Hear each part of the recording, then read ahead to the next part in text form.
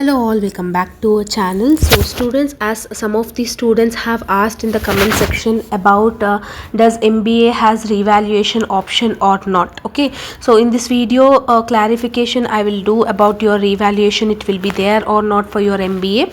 So everything we will discuss regarding this in this video, so don't skip the video and watch till the end. Okay, so in MBA or MCA, any type of post graduation under Osmania University will not have revaluation option for the students. Okay, for example, you have failed in some subject. Okay, for example, you have failed in statistics, but you have wrote it very well also, but still you will not have an revaluation option. Instead of revaluation option, only one option you will have, that is photocopy.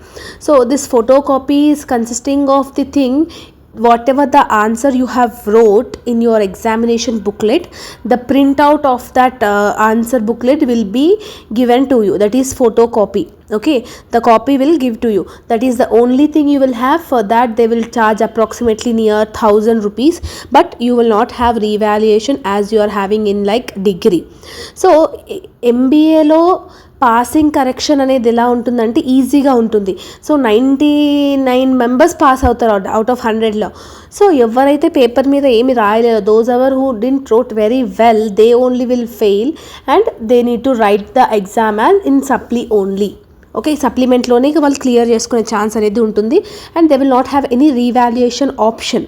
Okay, as some of the students are having a doubt regarding this revaluation, it will be there or not. So for that purpose I am doing this clarification video, so that you will also have some idea about your MBA, right?